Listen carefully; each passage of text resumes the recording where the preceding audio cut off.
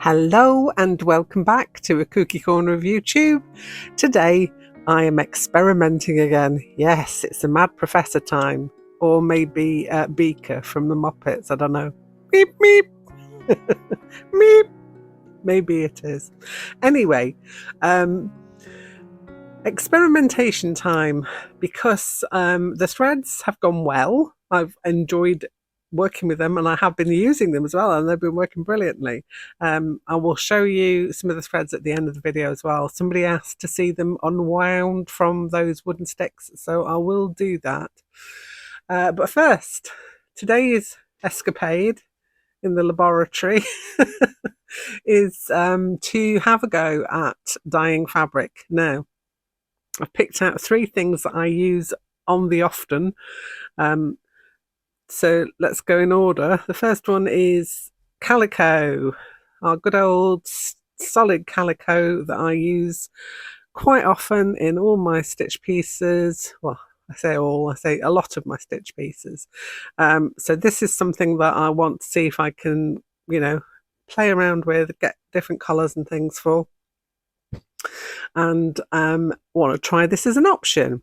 The next thing I've got is some good old felt. This is a wool and acrylic felt mix, so a wool and rayon, I think, something like that, in a 40-60 mix. I use this for backings, but I also use it for needle felting, which is what I want to play with the sample from today. I want to use the Dye-Na-Flow on the felt, see what effects I can get. Just from the one-off test, just to see how it goes. I've got a whole bunch of this, like a great big load of it. So, but I'm just going to cut off a sample, and probably big enough to do one of my postcard size pieces, because I will need some for this upcoming month's postcard sew along. So this is what we're working towards. The next bit of fabric I have is this beautiful silk. Silk is always great to use in needle felted pieces. You can needle felt silk into a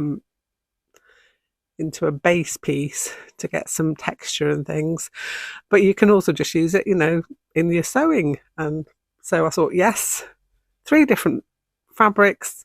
Let's see how the Dye-Na-Flow works on all those 3. So that's going to be the experiment. What else am I going to use to do this? Let me just grab my handy dandy tray. So I'm going to use a simple plastic tray because I don't want to paint onto a flat surface. I have ordered myself a silk frame, a silk painting frame to do this kind of thing with, but it's not arrived yet. I'm still waiting for that. But this and masking tape are going to do the trick. So I'm going to tape my fabric over so that it's not actually touching a flat surface underneath, if you get my meaning. So that's the plan. Yeah, so we'll crack on straight away. The first one is going to be, I'm going to do the calico first. The second one will be the felt, and the last one will be the silk.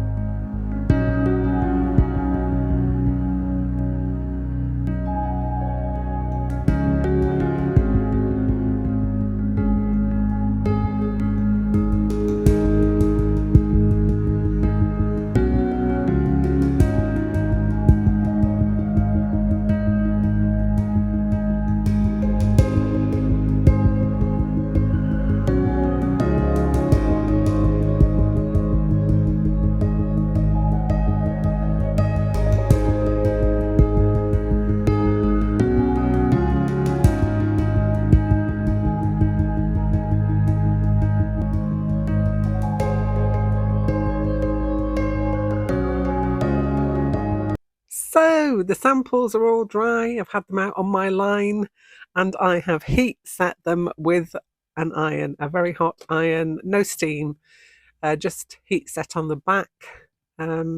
Yeah, so let's have a look at them, shall we? First one is the Calico. Which is this? I'm really pleased with this.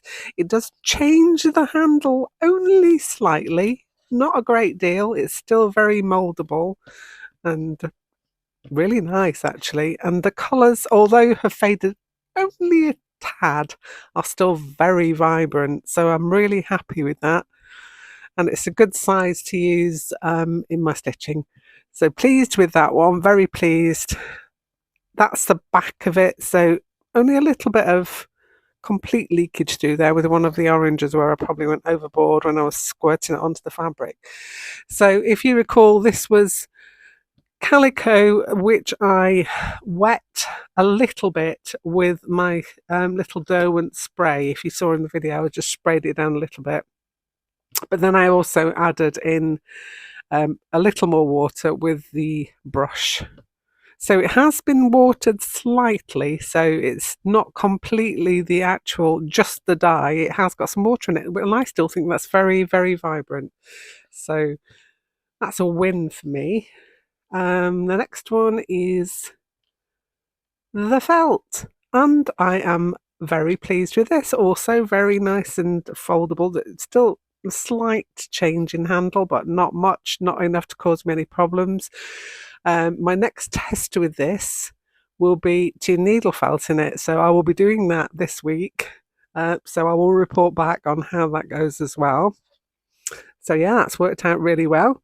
And the last one is this beautiful silk. And I can imagine that this, you could do, some glorious things with this. It's just so nice and so pretty. And yeah, tested out really well. The silk was dry, as was the felt. Sorry, I forgot to say the felt was a dry thing, but obviously with a little bit of water added from the brush. This one, only very slight amounts from the brush there, but you can see how beautiful and fluid it still is. It's not stiff. It's still got a slight handle change, but nothing that's going to cause me any problems or any worries. So I'm happy with that. It's really good. So just to recap, this was the dye in question. It's the Dye-Na-Flow by Jacquard. There are 9 different colours in this particular pack. This is the Exciter pack. And that's what I used. If you want to know which colours there were exactly, check out my thread dyeing video, which was the last one before this one. And on that, I'm going to put away my little squirty pen. Someone asked me about the threads and how they work stitching with them. Well, I can tell you that I have used about 6 of them in a project that I'm working on at the moment, which will also be out this week. I've got a bit of dye there on my table.